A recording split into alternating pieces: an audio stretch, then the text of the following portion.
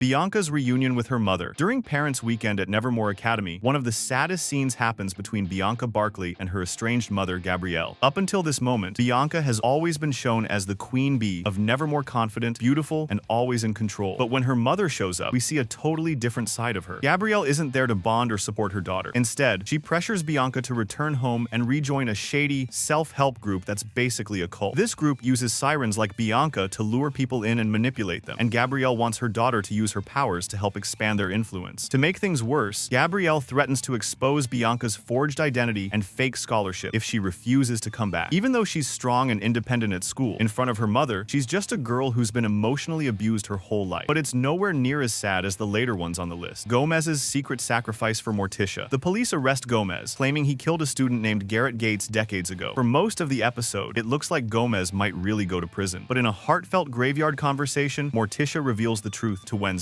It wasn't Gomez who killed Garrett, it was Morticia. Garrett had attacked Morticia with a sword during a school event, and in self-defense, she accidentally killed him. Gomez, hopelessly in love, took the blame to protect her. This twist turns what seemed like a dark family scandal into a beautiful example of sacrifice and unconditional love. Gomez was willing to ruin his life and go to jail just to keep Morticia safe. For Wednesday, who had been annoyed with her parents for most of the series, this revelation is a turning point. She realizes that her parents' love isn't just weird and over the top, it's deep, selfless, and real. But it's nothing like the next one. Enid stands up to her mom's conversion pressure. During Parents' Weekend at Nevermore, Enid's mom is disappointed that Enid still hasn't wolfed out, and she doesn't hide her frustration. She even brings brochures for a conversion therapy camp that promises to fix Enid's deficiency. You want to send me to conversion therapy for werewolves? For Enid, who always tries to stay positive, this is a breaking point. Throughout the series, Enid struggles with feeling like she's not wolf enough. But in this scene, her mother's constant belittling hits too hard. Enid, on the verge of tears, refuses to go to the camp and asserts that her transformations are her business, not anyone else's. It's a rare moment of backbone from Enid, who usually avoids conflict. Watching her stand up for herself, despite how much it hurts, is sad and empowering. If you thought that was sad, remember that they only get more sad from here. Wednesday and Morticia's heart-to-heart in the crypt. One of the most touching moments in Wednesday happens in episode 5, when Wednesday and her mother, Morticia, finally have a real heart-to-heart. After days of tension, Morticia finds Wednesday brooding in the secret crypt of the Nightshade Society. For once, they stop arguing and actually talk. Morticia opens up about her own struggles when she was younger, explaining that she too had trouble mastering her psychic visions. She tells Wednesday that her darker nature makes her a raven psychic, which means her visions will be more intense and often painful. This is the first time Wednesday admits that she's scared of her growing powers and of living in Morticia's shadow. What makes this scene so emotional is that both characters lower their walls. Morticia, who's always elegant and composed, shows her softer, motherly side. Wednesday, who usually avoids expressing any feelings, finally seeks her mother's advice. Pugsley's bullying and Wednesday's revenge. Right at the start of episode 1, we get a surprisingly emotional sibling moment between Wednesday and her younger brother, Pugsley. At their normie school, bullies stuff Pugsley into a locker, tie him up, and leave him crying. When Wednesday finds him, she gently removes the gag from his mouth and comforts him in her own deadpan way. She doesn't give him a big hug or pep talk, but she promises to handle it.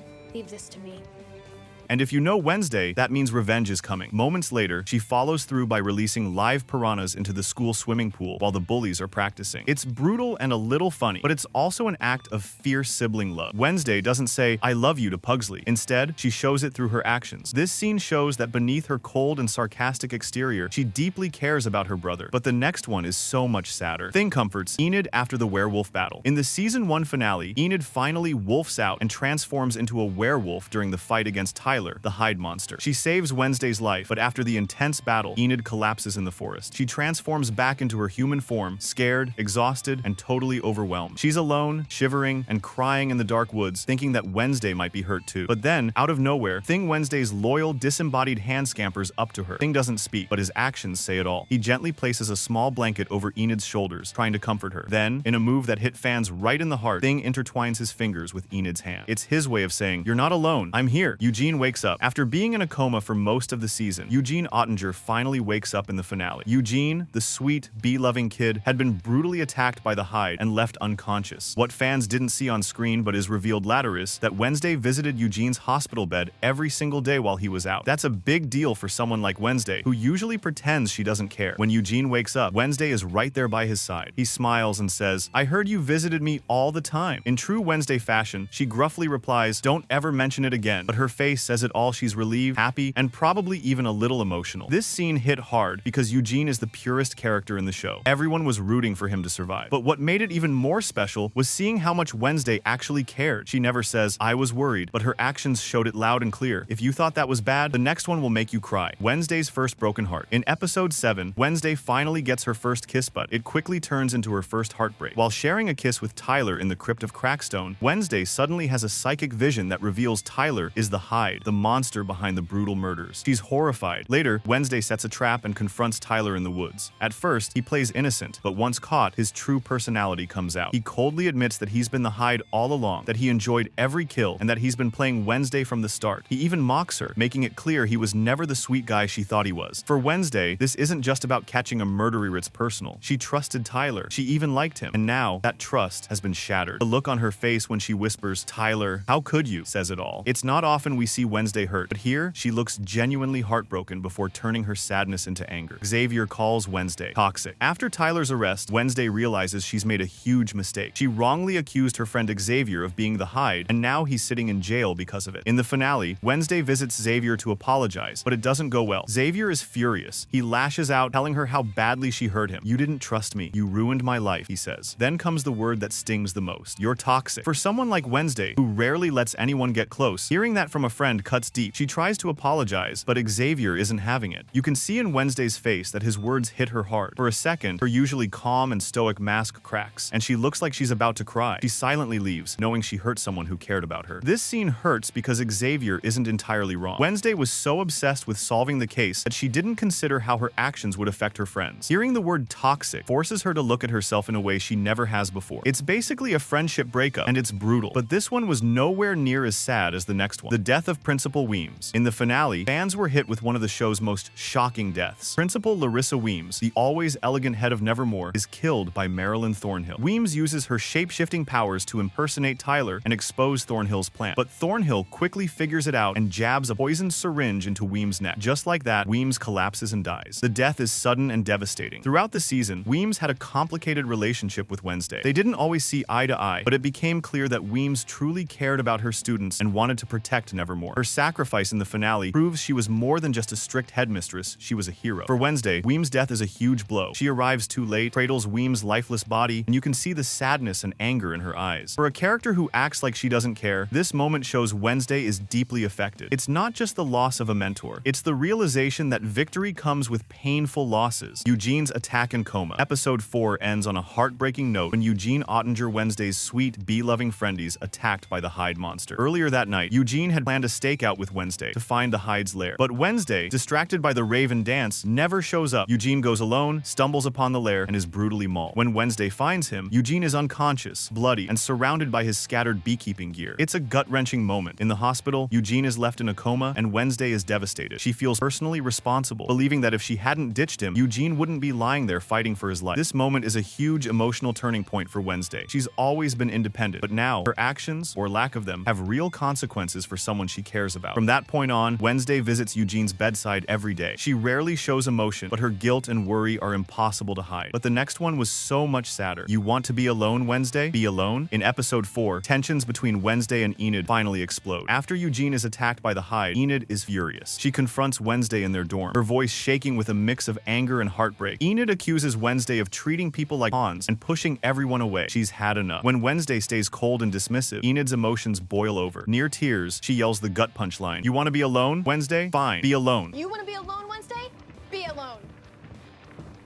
That moment felt like a real friendship breakup. Enid, who had been endlessly patient and cheerful, finally reaches her breaking point. Her words cut deep because they hit Wednesday's biggest fear, being alone. When Enid grabs her things and walks out, Wednesday is left standing there, visibly stunned. Even Thing makes a sad little sign, showing how much this rift hurts. Fans were devastated by this scene. On social media, people wrote things like, "New, Enid, come back," and "That line killed me." It's one of the few moments in the series where we see Wednesday genuinely shaken by someone else's words. For a character who pretends not to care, there, the heartbreak is all over her face. Wednesday and Enid reunite. After all the chaos in the finale, Wednesday steps out of Nevermore's ruins, battered and exhausted. Out of nowhere, Enid comes running and throws herself into a massive emotional hug. At first, Wednesday freezes. She's not a hugger, but then something changes. She melts and hugs Enid back tightly. Her eyes close, and for the first time, she allows herself to feel. This wasn't just a random hug, it was the emotional peak of the entire season. Both girls had risked their lives for each other, faced near-death experiences, and grown so much. The hug symbolizes how far Wednesday has come. She went from pushing everyone away to holding someone close. And Enid, she finally gets to be there for her friend in the way she always wanted to. Fans completely lost it during this scene. Dozens of reaction videos show people tearing up as Wednesday holds Enid. Memes even joked that Wednesday's hug was the real happy ending. But the next one was so much more sad, losing her pet scorpion. In episode 1, we learn why Wednesday never cries. During a conversation with Enid, she recalls the last time she shed tears. A flashback shows young Wednesday happily walking her pet scorpion, Nero. Suddenly, a group of bullies ambushes her. They pin her down and crush Nero with their bikes, forcing her to walk. The next shot is heartbreaking. Little Wednesday kneeling by Nero's tiny grave, tears streaming down her face. This scene is short, but it hits like a truck. It's the moment that explains Wednesday's cold, unemotional persona. After losing Nero, she vowed never to cry again, seeing it as a weakness. The cruelty of the bullies and the senseless death of a beloved pet is gut-wrenching. For animal lovers, it's especially painful. Fans were shocked by how dark the show went so early. Many didn't expect such a brutal scene, but it gave deep context to Wednesday's character. On Reddit and Twitter, people admitted they teared up, not just for Nero, but for the little girl who decided to shut off her emotions to survive. Wednesday cries over her fallen friend. In episode 7, Wednesday returns to her dorm to find her worst nightmare. Thing, her loyal disembodied hand friend, has been stabbed and pinned to the wall. Thing's fingers hang limp, lifeless. Panicked, Wednesday pulls him down, cradles him in her arms, and rushes him to Uncle Fester. They try everything to bring Thing back. At one point, Fester even says it's no use. That's when Wednesday breaks. For the first time, we see Wednesday Addams cry. Fighting back tears, she pleads with Thing, "If you die on me now, I'll kill you myself." If you die,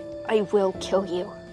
A single tear rolls down her cheek. After more desperate attempts, Thing's fingers finally twitch back to life. Wednesday laughs in relief, wiping away her tears as she clutches her friend. This scene was the emotional peak of the season. Wednesday, who prides herself on being cold and unemotional, is reduced to sobbing over the possible loss of her best friend to hand. But in that moment, Thing isn't just a sidekick, he's family, which is why the next one was so sad. Thing's goodbye at the end. At the end of the finale, Wednesday prepares to leave Nevermore for her break. As she walks towards her car, Thing jumps onto her shoulder one last time. It's a quiet, bittersweet farewell. Wednesday gently strokes him, a rare affectionate gesture, and thanks him for always being there. The moment is small, but the bond between them feels so strong that fans were left emotional. After all the life and death chaos, this simple goodbye hits differently. Thing has been Wednesday's most loyal companion, her partner in crime, and her emotional anchor. Seeing her leave him behind, even temporarily, feels like a personal loss. For Wednesday, who rarely shows affection, that subtle touch and thank you says everything. Wednesday's emotional breakdown in therapy. During her first therapy session, Wednesday explains that she hasn't cried since she was 6 years old. She views emotions as a weakness, a philosophy she's held onto since childhood. The therapist tries to dig deeper, asking about her family, her struggles at school, and her feelings. But Wednesday, in typical fashion, keeps a cold, sarcastic exterior. However, there's a moment when Wednesday almost breaks. As she talks about her family's expectations and feeling misunderstood, her expression softens. You can tell she's holding back, afraid of appearing vulnerable, even in a therapist's office. This scene is heartbreaking because therapy should be a safe space for opening up, but Wednesday feels cornered. Her walls are so high that even when she desperately wants to be understood, she can't let herself be vulnerable. Uncle Fester's sad joke about Eugene's fate. When Uncle Fester visits Nevermore, he brings his usual dark humor. While catching up with Wednesday, he jokingly says that Eugene, her new friend, will probably be going home in a body bag. Normally, this kind of grim joke would get a smirk or sarcastic comeback from Wednesday, but this time, it didn't. Instead, Wednesday's face shifts. The joke strikes a nerve. She quickly looks away, her expression tight with guilt and worry. The mood shifts from playful to somber in an instant. This scene is small but significant. Up until now, Wednesday has prided herself on being emotionally detached, but Eugene's near-death experience shook her. She feels responsible for what happened because she left him alone in the woods. Fester's joke unintentionally highlights the weight of her guilt. If you enjoyed this video and want to see every deserved death in Stranger Things, click the video on the screen.